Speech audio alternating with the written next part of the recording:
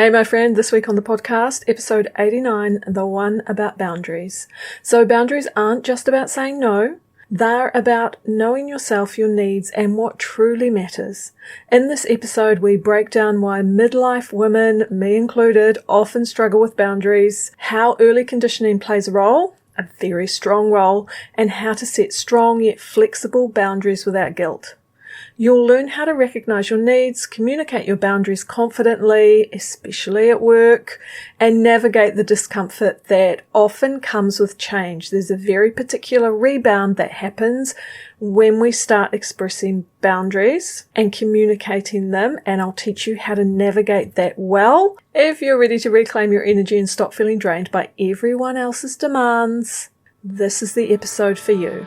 Kia ora. Are you a woman navigating midlife, menopause and beyond? I'm Megan Kerr, your midlife mentor and psychosynthesis counsellor and coach. Join me as we dive deep into the heart of midlife. Together we'll navigate through self-doubt, bid farewell to people-pleasing, conquer imposter syndrome and tame those overwhelming feelings. It's time to celebrate this vibrant second chapter of life, claiming your authentic confidence and courage along the way. Midlife is not a time to settle. It is a time to unleash your purpose, make an impact uniquely your own, all while prioritizing your well-being. So buckle up for conversations that resonate with the essence of your midlife journey. Are you ready? Let's begin. One thing we talk a lot about and we work through with one of the modules in the Midlife Upgrade course is boundaries. But what we find when we go through the course is actually we need to go back to the grassroots of it and figure out what are our needs, our identity, who we are in the world, what matters most to us, and then you actually rebuild your experience and your sense of a really strong foundation for boundaries from that. Why we do that is because in early life, often boundaries are tangled up with gender conditioning, being a good girl, nurturing others, pleasing others. There's nothing wrong with taking care of other people, but because of the way we're conditioned as young girls, we often do that to the detriment of ourselves. And so in the course, we go back to the beginning. We look at our needs, our identity, what matters most to us in the world. I teach you how to identify that in your body through your own somatic experience. And from that, we're then able to identify our boundaries, have a moment-to-moment relationship with our boundaries, because boundaries aren't so much rules that are written on stone that always apply to life.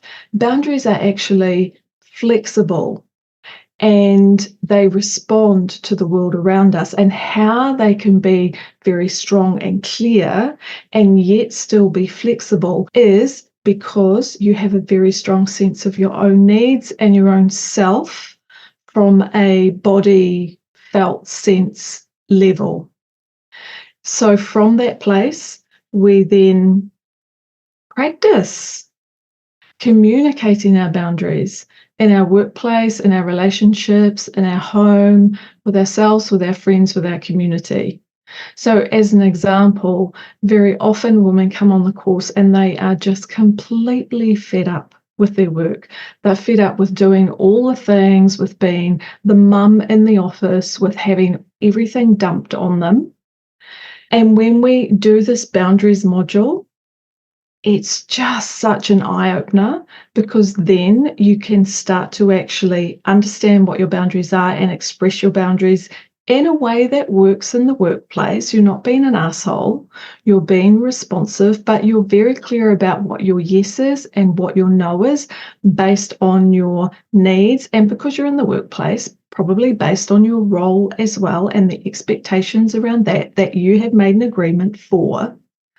You express those, but it doesn't end there, because once we learn how to express our boundaries clearly and confidently, then we have to be ready for the rebound effect. So if you have been someone who has served others, who's been a real people pleaser in your life, when you start expressing your boundaries, what happens is that you get an emotional, psychological rebound. You might feel guilty, you might just feel uncomfortable inside yourself. So this is what has been reported to me by so many clients that are on the course. And I teach you how to manage that, how to navigate that, how to not let that stop you from expressing your boundaries. So as an example, I had a client and she was really tired of being walked over in the office, so much so that she was looking for another job. When we did the boundaries module, she'd done work on her own self-awareness and her needs prior to that. But when we did work on the boundaries module, she was then able to really understand what she needed in the workplace, what wasn't working for her, how she was engaging in people-pleasing behavior. I often talk about you engage in people-pleasing behavior. We don't label ourselves as a people pleaser because that keeps us locked in to this identity of being a people pleaser. But if we talk about it as a behavior, behaviors can be changed. Once we understand what the root of them is, how they're causing us problems, how it will benefit us when we change them, then we can change our people-pleasing behaviors. But we don't identify as a people pleaser because that keeps us locked into that identity, or it can do. And so when she changed this, what it opened up for her was, first of all, a greater capacity for her own self-compassion. So she was able to take care of herself rather than this unconscious expectation where if we think we take care of everybody else, then we'll receive something back and they'll take care of us, or the world will take care of us. That was certainly a challenge for me to overcome. Midlife and menopause really helped me to do that. Because of the changing hormones, you have much more access to an internal no, and that might show up as anger, irritation, rage even. But when we understand that in the context of menopause and midlife and we harness that, oh, so helpful, like really helpful. So for this client, she was able to say no to her manager, to the people around her. So she was getting swarmed at the start of the day, and she was just able to say no to that, I'll do that later, put that in writing for me, in a way that made so much sense for her, in a way that it meant that she was able to claim her energy back. So what happened then was the need, like the really strong desire to quit that job and to find another one, it slowed down. And she was able to really engage her job in a way that served her. She was still open to other career shifts, but she was feeling confident in her role in her workplace. And very importantly, it was no longer draining her in the way that it did. So boundaries aren't so much a barrier that's fixed all the time. They give us access to our yes and our no. They mean that when we've got boundaries in place really well, we're able to access our yes and our no. We're able to feel into our body's response to external requests or shoulds within ourselves, and respond from that place, like decide from that place of, is this something I'm going to do right now? Does my desire to do this, to say yes to this, is that really appropriate for me at this time? Or is it coming from people-pleasing behavior? And the only way you can uncover that is to understand what your needs are, who you are, your identity, and your unconscious people-pleasing behaviors. And so then you start to change that. Like I said, it doesn't stop there, because when you start expressing your boundaries clearly, what happens after that, there can be a rebound effect. So you can feel vulnerable, you can feel uncomfortable, squirrely inside yourself. And I try my hardest to welcome that feeling, because that's actually showing me that I have expressed a boundary. I've had access to boundaries and my own needs in a way that I haven't had before. So it's a new experience, and you get this vulnerability, this discomfort rebound. And what I teach clients to do with that is to learn to tolerate the discomfort. because it passes. Like anything, we're learning to do something new. There's discomfort that comes with that. And after that, if I'm training a bit harder at the gym, then I'm going to feel maybe some muscle pain the next day, right? We welcome that feeling because we know that something is changing and our system is growing, we're getting stronger. Well, the same happens when we start really communicating boundaries effectively, is we get this rebound effect afterwards, and that can feel uncomfortable. Now, initially, what we often do is think that, oh, something's gone wrong here. I've done the wrong thing. I shouldn't have said that. I'm going to get in trouble for that. These are these unconscious inner narration that happens after we communicate boundaries clearly. But actually, what we need to do is to learn to ride them out, welcome those feelings, understand that they're coming because we're trying out new behaviors. And it also means that people around us are needing to change as a response to us. So that can throw off the equilibrium.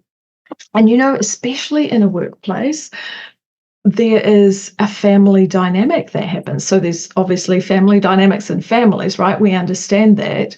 Am I the good girl? Am I the nurturer? Am I the leader? Am I the caretaker? We understand our role in our family, or we can learn to. Well, the same does happen in workplaces, and people get into these grooves of identity in a workplace, much like a family does. When one person starts to change their behavior, then everyone else gets thrown off the equilibrium, and it can disrupt things. My challenge to you is to be willing to be a disruptor in your workplace, in your family of origin, in your family that you parent in right now, and create change, because this is the only way that we will truly reclaim our energy, our vitality, is to create these changes, to understand and communicate boundaries effectively.